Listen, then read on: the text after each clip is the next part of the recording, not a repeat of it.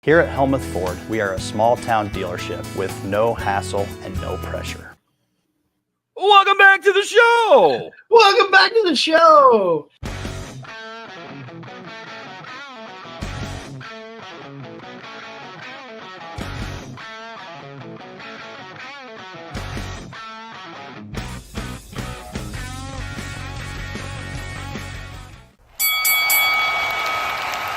And now, your hosts of the Card Subject to Change podcast, the For Frequency's Sake Tag Team Champions of the World, the Wizard CZ, and Never Wrong Nick Bull.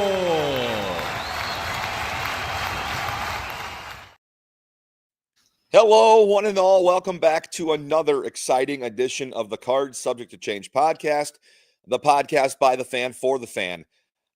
We are powered by Low Pies Pizza, built by Durham Remodeling, colored by Ryan Allison Tattoo, and protected by Jared Zook of Country Financial. This is Card Subject to Change. If you like talking wrestling with other wrestling fans, wrestlers, people in the business, this is the place to be. I am your host, Never Wrong Nick Bull. Of course, I'd be remiss if I did not mention my tag team partner. This is a two-man operation, but this guy wears my co-host wears many hats. Of course, the most important one is the Wizard hat. We are co-champs of the For Frequency's Sake Tag Team Champions. He is the one. He is the only. He is the Wizard CZ. Wiz, how you doing, bud? Man, I got back from the gym. I'm feeling good. Got some errands run. Don't have to go out in this cold again today. I'm happy about that. And do not adjust your screens. You are not seeing double. We are back for a second edition of Card Subject to Change today. Special double shot weekend. And we've got another guest. We are going to get to know him a little bit, and we're going to talk about APW's upcoming Winter Brawl Classic. Let me bring him in. He is the absolute pro wrestling open weight champion. He is the big picture. Sir, how you doing today? I'm doing great. How are you guys? Good. Doing good. Welcome to the show. Excellent. Thank you for joining us. I mean, it's too cold outside to do anything, so you may as well do a podcast, right?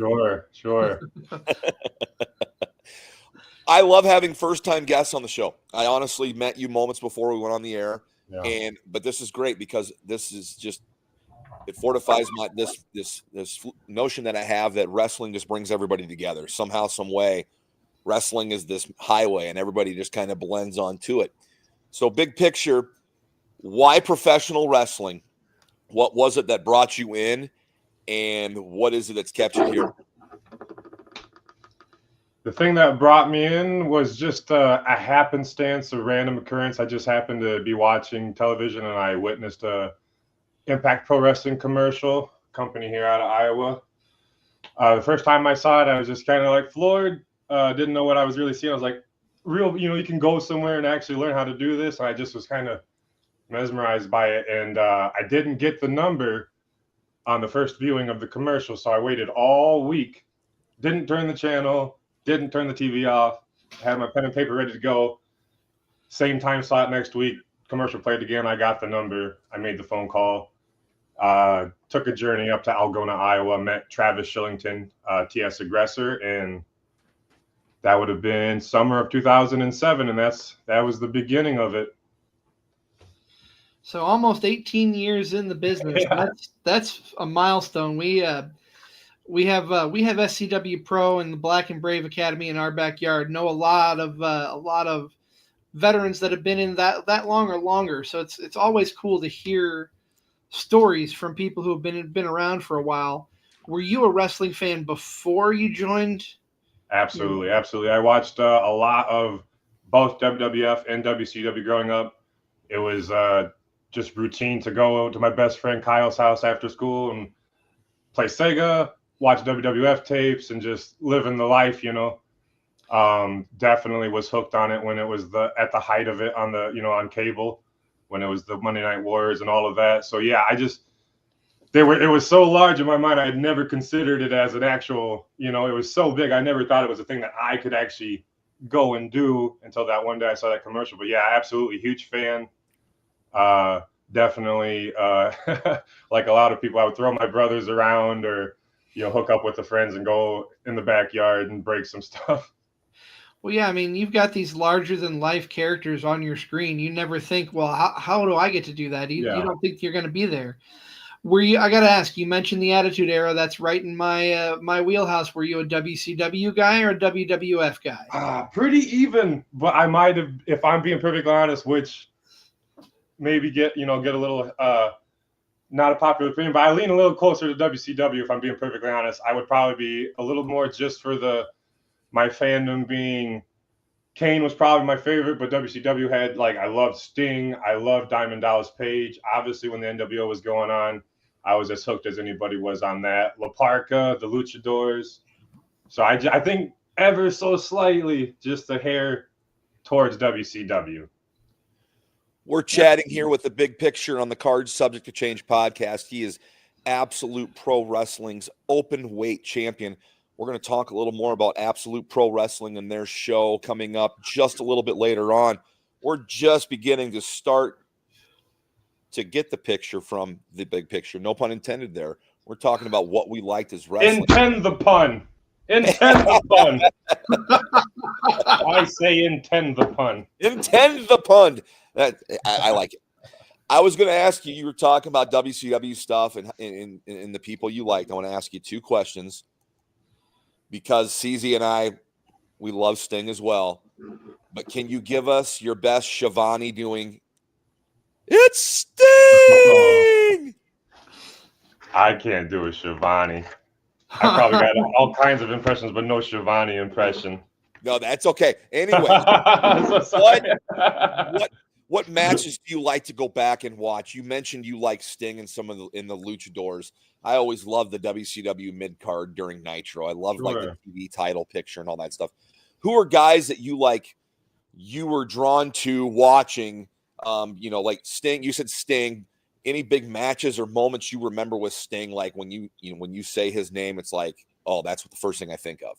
I mean, anytime he dropped down from the rafters, that was just about the coolest thing. You're going to talk about that almost all week at school. No kidding. I mean, that was revolutionary. Yeah. I mean, WWF had done it a couple times at like a Mania entrance, right. But to have it for a lot of his entrances at that time, you're right. I'm sorry to go ahead and continue. No, that's fine. It is iconic. It is iconic. Yeah, just between that and just waylaying an entire a gang of guys with the baseball bat, and then just the whole crow thing, and then when you're that age and you see that movie, it could be so kind of like a Dark Knight, the Joker. It's like that influential back in the day. You're absolutely right. You're right. That's a great way to look at it. I've never looked at it that way before. You mentioned Kane, and I think that's we don't hear his name come up nearly as often as we should. Were you in it from the beginning? Were you watching that Bad Blood when he came out and tore the cell door open? Yeah, I feel like I was in it pretty ground floor with Kane because the match that really hooked me on him was when he destroyed Vader and took Vader out, because that was my guy before Kane. So that, yeah, it really was the passing of the torch, the big signal to me that he's the new monster. And it was really exciting to be in, at the beginning of that as a child watching. It's like you can't really recreate that no matter how long you go on watching. You can't recreate that first time you're really, really hooked into it. That first guy that really captured your imagination, and Kane definitely did that for me. Big Picture, you said a name there that I think enough people don't recognize, or he doesn't get enough love, and it's Vader. Sure. For a guy that was that size. Yeah, you don't see that type. I can't think of a comparable performer right now.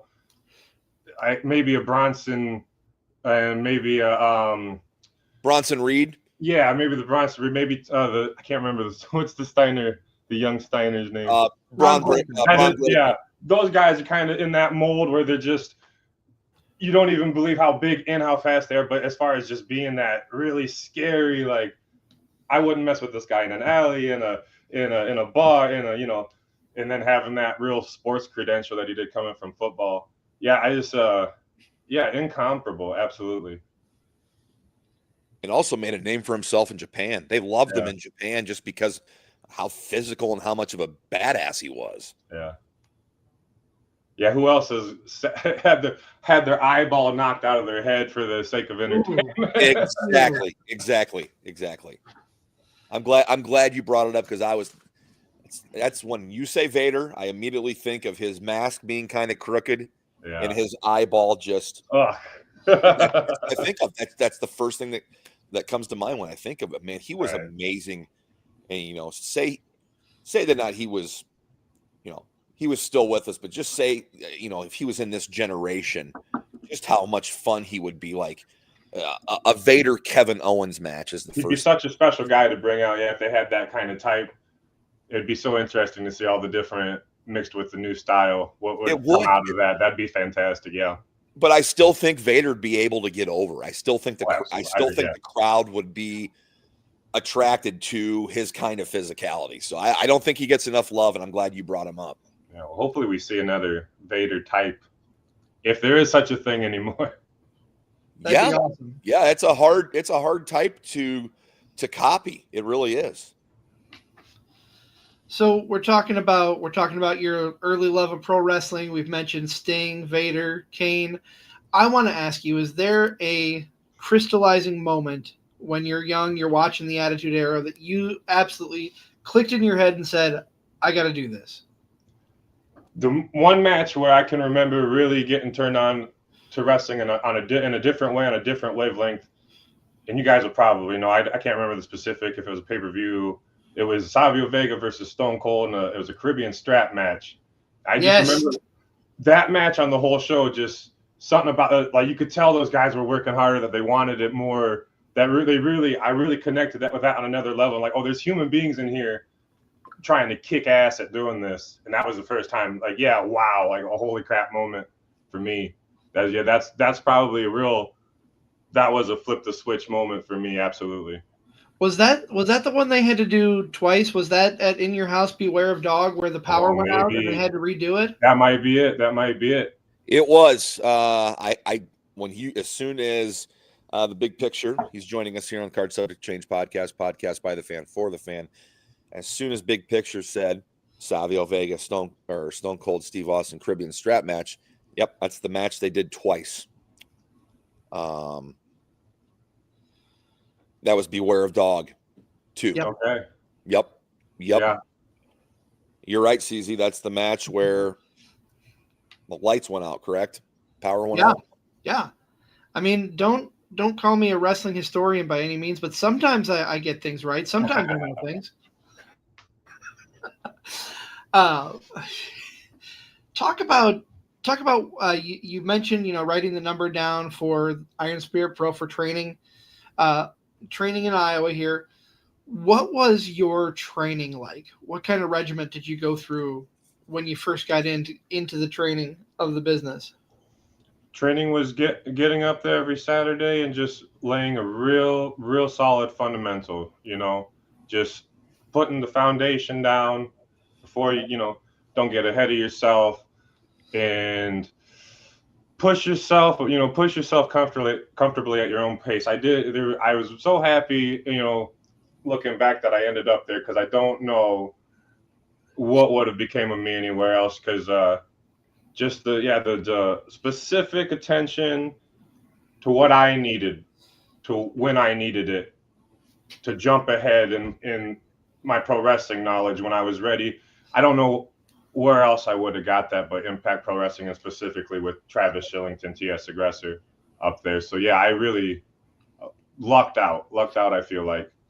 I just thought it was just real solid fundamentals, and not no sadistic beating people up for no reason. And